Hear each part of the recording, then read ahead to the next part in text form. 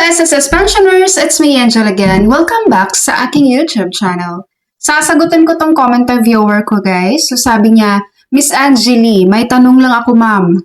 Simula na ako tumanggap ng monthly pension ko last 2024, ang monthly pension ko ay 10,000 pesos hanggang August 2025.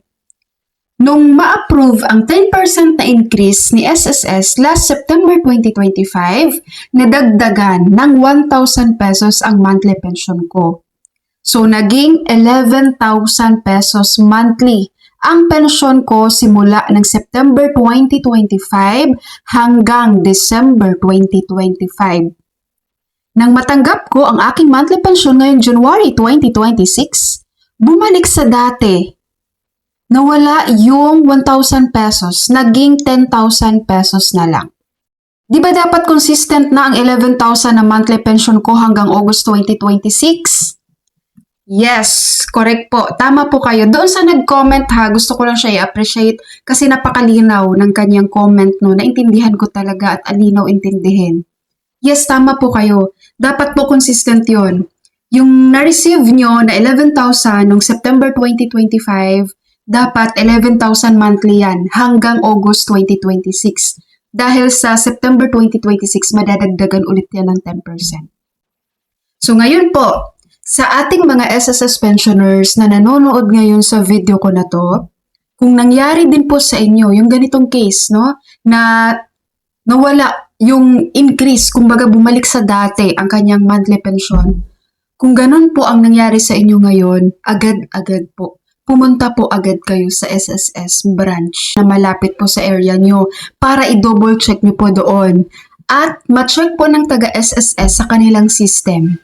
Dahil makikita nila yun doon guys kung magkano ba talaga ang na-credit sa inyo para po maayos po agad yung records nyo at magawan agad kayo ng adjustment ni SSS doon sa kulang.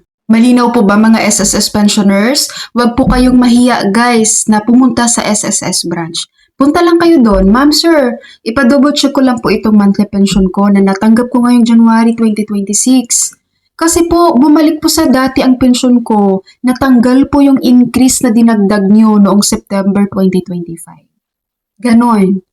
Para maayos po agad. Huwag nyo na pong patagalin pa. Ganito ha, mga SSS pensioners, once po na nag-increase po si SSS, nagbigay ng increase si SSS sa inyong mga pensyon, hindi na po pwedeng ibalik yun sa old amount. Hindi nila pwedeng babaan ulit ang pensyon mo sa SSS. Bawal po yun. Parang maihalin tulad natin ito guys sa sahod ng isang empleyado. Kapag nagtatrabaho tayo, di ba?